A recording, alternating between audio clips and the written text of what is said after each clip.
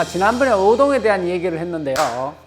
그런데 그럼 어우동은 그럼 이렇게 추모만 남겨 끝난 것일까? 그 어우동의 사랑은 정말 노면서는 없었을까? 실질적으로 사실은 어우동도 사랑받고 싶은 여자였고, 그래서 어우동의 여러 사랑을 통해서 그녀에게도 슬픈 로맨스가 남아 있었다. 그래서 어우동의 얘기를 조금 더 자세하게 들여다볼 필요가 있겠다. 그래서 어우동의 그 사랑에 대한 얘기를 좀 더 세세하게 살펴보자. 자, 비록 나라를 발칵 뒤집어 놓은 간통 사건이긴 하지만, 그리고 그 교수대에 목을 맸지만, 사실은 어우동으로서는 정말 사랑을 하고 싶었던 거예요.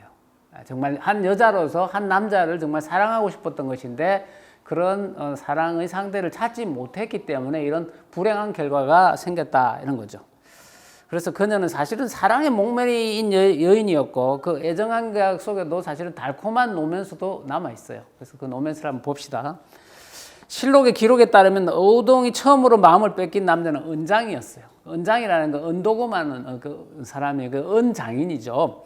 그녀가 시집을 간 지 얼마 되지 않아 태강수 이동이 은그릇 장인을 집에다 맞이하여 은그릇을 만들었는데, 어우동이 그를 보고 첫눈에 마음을 뺏겨버렸다.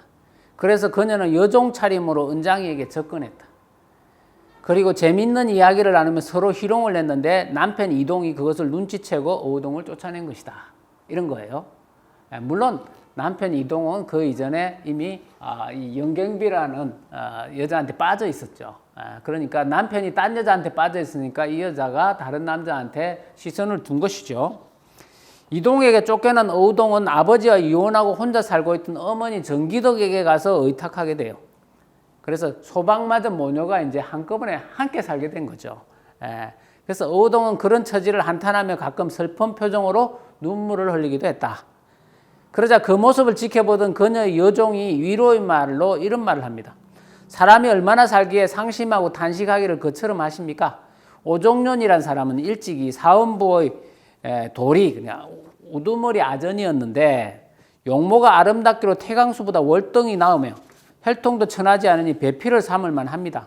주인께서 만약 생각이 있으시면 제가 마땅히 주인을 위해서 불러오겠습니다. 말하자면은 이게 사원부에 있는 아전인데 그 아전이 참 잘생긴 남자다 이거죠. 그 사람을 내가 불러올 테니까 그 사람하고 사랑을 나누는 게 어떠냐 하고 자기의 여종이 그렇게 말했다는 거죠. 그 말에 어우동이 오종년을 만나기로 했다. 그리고 오종년을 직접 만나보니 여종이 말한 대로 인물이 좋고 사내다운 데가 있었다. 그들 두 사람은 만나자마자 마음이 통했고 곧 육체도 통했다. 그래서 두 사람은 이제 결국은 이게 결합을 하게 되는데, 이후로 어우동은 장안에서 인물 좋기로 이름난 자들이 있으면 가감하게 접근하여 연애를 걸었다. 오종년 다음으로 그녀가 택한 남자는 종친인 방산수 이난이었다. 그래서 그녀는 일부러 이난 집 앞을 기웃거리다 이 여자가 먼저 찾아간 거죠. 기웃거리다 결국 그와 만나게 되었는데 두 사람은 첫눈에 사랑에 빠졌다. 하지만 방산수는 그녀가 누군지는 알지 못했다. 그저 기생이거나 유녀가 아닐까 했던 거죠. 유녀라는 건 조선시대 매춘부를 말해요. 어쨌든 방산수와 그녀는 깊게 사랑했고 자주 만났다. 그래서 방산수는 자신의 팔뚝에 그녀의 이름을 새기기까지 했다. 굉장히 두 사람이 정말 사랑을 했던 거예요. 하지만 어우동은 방산수로 만족하지 않았다. 방산수와 함께 장안에서 한량으로 소문난 수산수 이기를 유혹하기 위해 나섰다. 이 역시 왕실인데 이 둘 다 한량이죠. 말하자면 왕족이고 나라에서 먹여주니까 그냥 인물 잘생기고 그래서 노는 데는 아주 익숙한 사람들이에요. 때는 단오날이었다. 그녀는 화장을 곱게 하고 나들이를 나온 이기에게 접근했다. 이기는 한량답게 여인이 그넨뛰기를 하는 것을 구경하고 있었고 어우동은 그의 시선을 잡아채며 주변을 맴돌았다. 먼저 꼬시로 가면 꼬리를 친 거죠. 그러자 수산수 이기가 그녀에게 매료되어 여종에게 물었다. 네 집의 여자냐? 계집종이 거짓으로 대답했다. 내 거미의 첩입니다. 첩이라는 말에 수산수는 망설이지 않고 어우동에게 다가섰다. 나머지 첩하고 이런 그 행각을 벌인 일은 조선시대에 되게 많아요. 심지어는 나머지 첩을 훔쳐오기도 하고. 첩 도둑질이 성행하던 때였어요. 당시에는. 그러니까 첩을 도둑질해와요. 나무첩을. 대개 첩들은 기생이나 의녀 출신이 많아 함께 놀기는 제격이라는 판단이었다. 마음이 동한 이기는 그녀를 멀지 않은 아전의 사무실로 끌어들여 정을 통했다. 수산수 이기를 유혹하는 데 성공한 그녀는 이번에는 전이감 생도 박항창에게 꽂혔다. 그래서 박항창 집 종을 사겠다는 구실을 붙여 그를 집으로 유인했다. 어우동이 직접 만나서 종호의 값을 의논하자는 말을 전했고 박강창이 이에 응했던 것이다. 박강창이 집에 왔다는 소리를 듣고 그녀는 직접 그를 만나 유혹했다. 그리고 마침내 동침하기에 이르렀는데 어우동은 그가 몹시 마음에 들었다. 그래서 그의 팔뚝에 자기 이름을 또 새기게 했다. 이거죠. 그게 방산수 이난도 팔뚝에 그걸 새겼는데 이게 새겼다 이거죠. 이렇듯 어우동이 여러 남자들과 어울리자 암암리의 한량들 사이에 어우동에 대한 소문이 파다하게 퍼지게 돼요. 그래서 이 여자하고 놀면 좋다 이런 소문이 퍼지죠. 이건지라는 평민이 있었는데 그는 어우동에 대한 소문을 듣고 어떻게 해서든 그녀를 취하고자 했다. 그래서 그는 대담하게도 어우동을 직접 찾아가서 방산수의 심부름을 왔다고 거짓말을 해서 그녀를 만났다. 이건지 역시 인물께나 있고 체격이 좋았던 모양이다. 어우동은 이건지를 보자 곧 그와 몸을 섞었다. 이건지 다음 인물은 내금이 관은 구전이었다. 그는 어우동과 담장을 사이에 두고 살았는데 하루는 어우동이 그의 집 정원에 있는 것을 보고 담을 뛰어넘어 서로 붙들고 방으로 들어가 간통을 했다. 바로 담장 안에 사이에 두고 있다가 그렇게 됐다 이거죠. 이들 외에도 어우동과 연애한 남자들이 여럿 더 있다. 실록에서 그들의 이야기를 옮기면 이렇다. 생원 이성은이 집 앞에 서 있다가 어우동이 걸어서 지나가는 것을 보고 그 계집종에게 물었다. 지방에서 뽑아 올린 새 기생 아니냐? 계집종이 거짓으로 대답했다. 그렇습니다. 그러자 이성은이 뒤를 따라가며 희롱도 하고 말을 붙이며 그 집에 이르러서 침방에 들어가 비파를 보고 가져다가 탔다. 어우동이 성명을 묻자 이성은이 대답했다. 이생원이다. 어우동이 말했다. 장안에 이생원이 얼마나 많은데 어떻게 성명을 알겠는가? 그때서야 이성은이 대답했다. 춘향군의 사위 이생원을 누가 모르는가? 군자를 쓰는 거 보니까 대단한 집안의 사위죠. 그리고 마침내 눈이 맞아 몸을 섞었다.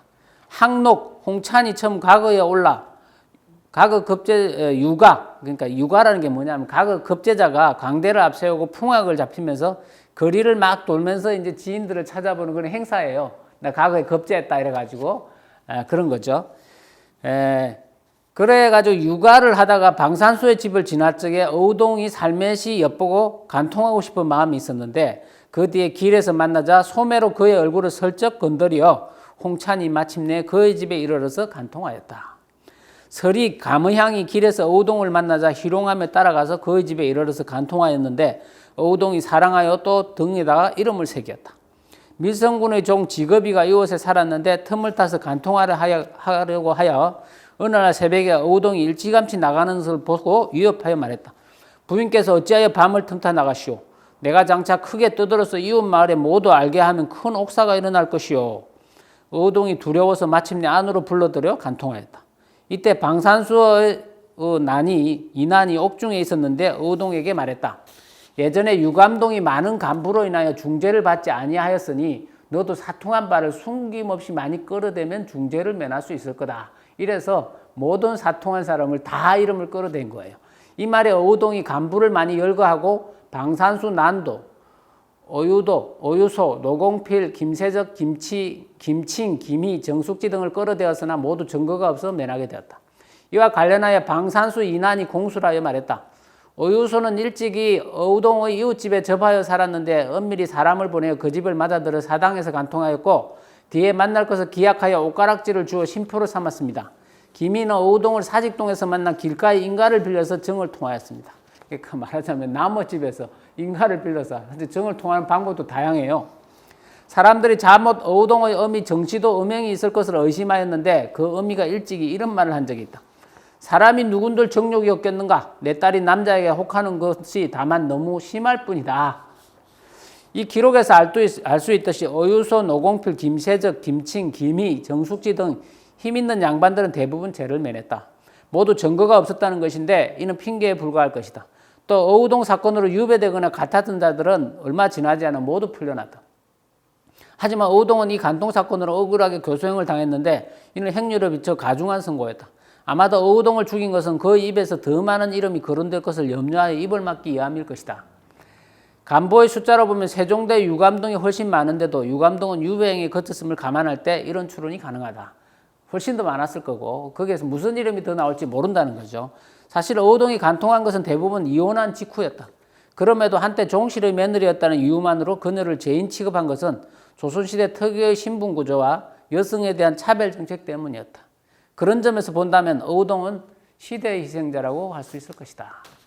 어우동의 어떤 로맨서들을 살펴봤는데 사실은 뭐 현대에 일어난 일이라면 큰 문제 되지 않았을 수도 있겠지만 조선시대에 일어난 일이기 때문에 이렇게 결국 교소관까지 당하는 이런 일이 있었음을 알 수 있습니다.